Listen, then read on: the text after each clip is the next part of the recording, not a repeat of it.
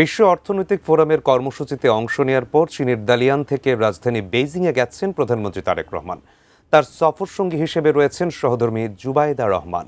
এর আগে world economic ফোরামের সম্মেলনে আসা বিশ্ব নেতাদের সঙ্গে কথা বলেন বাংলাদেশের প্রধানমন্ত্রী।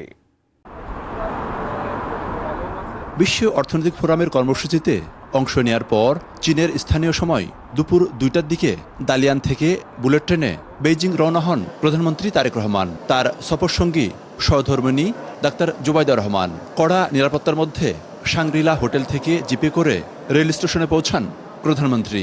বুলেট ট্রেনে করে বিকেল 5টা 35 বেইজিংয়ে পৌঁছান। এর আগে দালিয়ানে ওয়ার্ল্ড ইকোনমিক ফোরামের বার্ষিক সম্মেলনে অংশ নেন তিনি।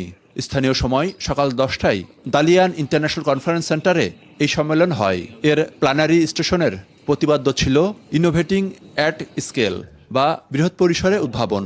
প্রধানমন্ত্রী হিসেবে দায়িত্ব গ্রহণের পর এই প্রথম ওয়ার্ল্ড ইকোনমিক ফোরামের সম্মেলনে অংশ নিলেন তারেক রহমান। পাশাপাশি তিনি কাজাখস্তানের প্রধানমন্ত্রীর সঙ্গেও দ্বিপাক্ষিক বৈঠক করেন।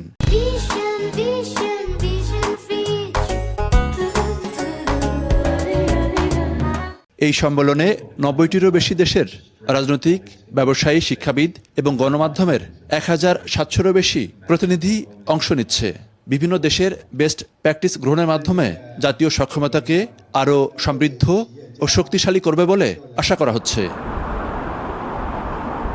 প্রধানমন্ত্রীর এই চীন সফরে বাংলাদেশ এবং চীন উভয় দেশের পক্ষ থেকেই অত্যন্ত গুরুত্বপূর্ণ হিসেবে দেখা হচ্ছে।